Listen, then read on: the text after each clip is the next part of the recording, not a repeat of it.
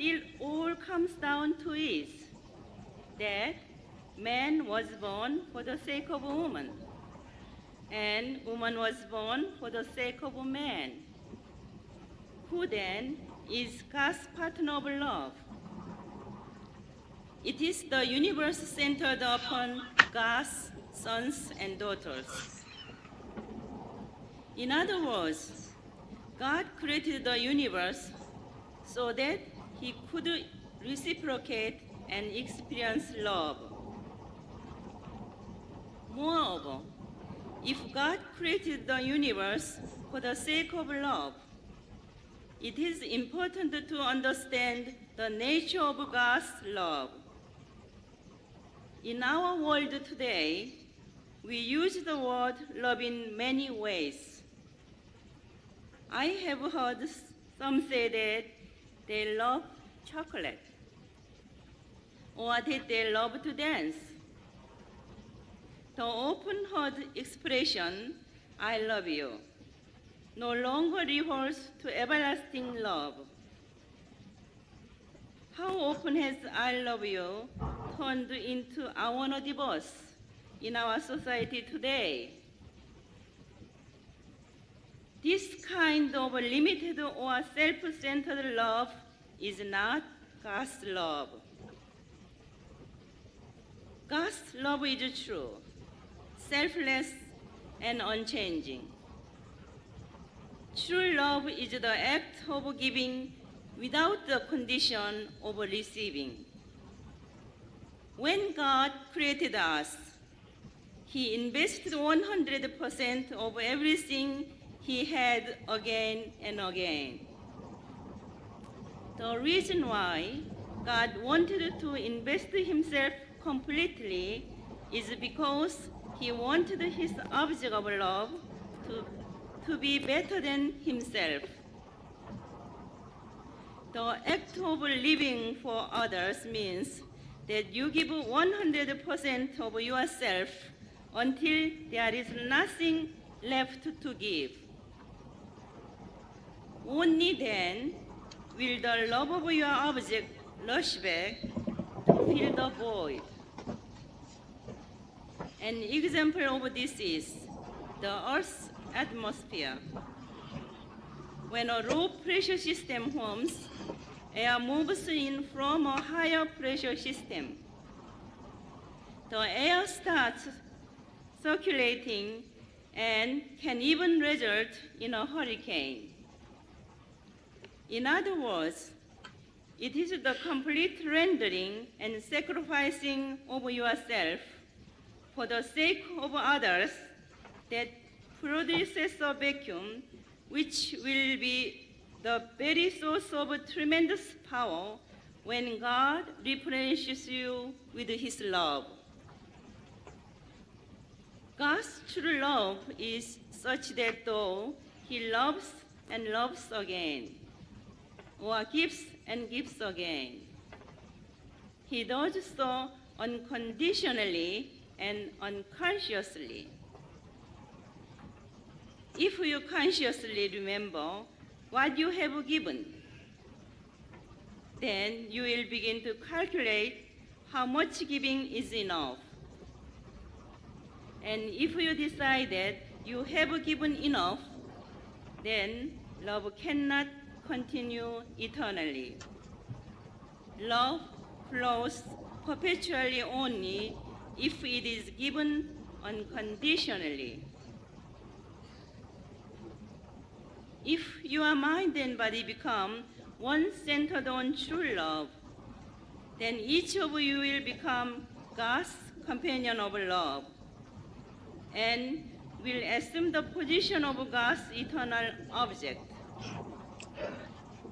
Moreover, you will come to inherit the eternal love of God. God created the first humans, whom the Bible calls Adam and Eve, to achieve true love and serve as a paradigm for ideal human relationships. These relationships can be likened to a vertical line that bisects a horizontal line. In this model, God is positioned at the top of the vertical line, and Adam and Eve are positioned at opposite ends of the horizontal line.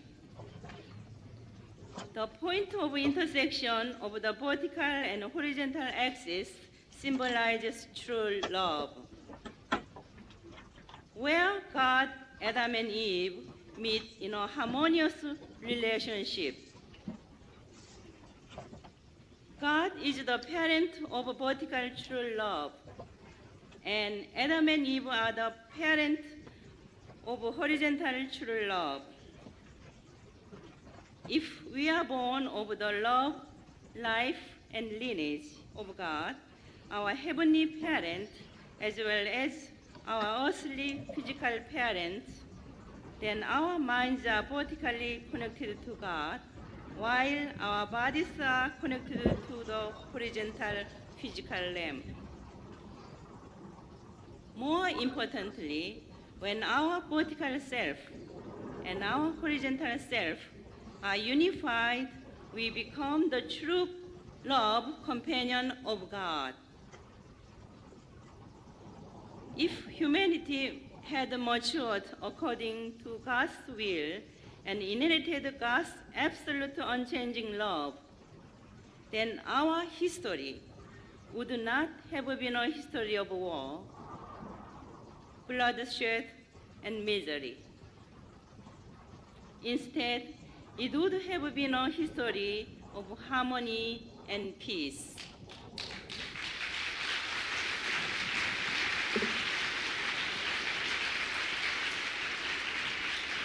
Thank you.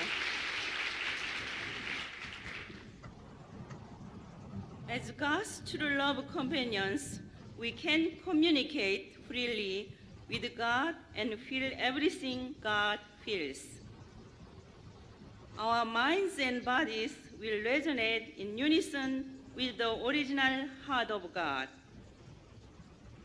From this principle of resonance or communal oneness, we can say that God's love is my love. God's life is my life. God's lineage is my lineage. And God's creation is my creation.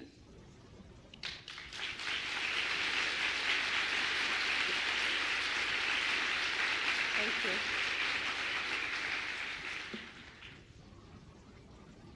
True love contains the three great attributes of inheritance, participation, and equality. Thus, if you truly love God as He loves you, then you can possess what God possesses.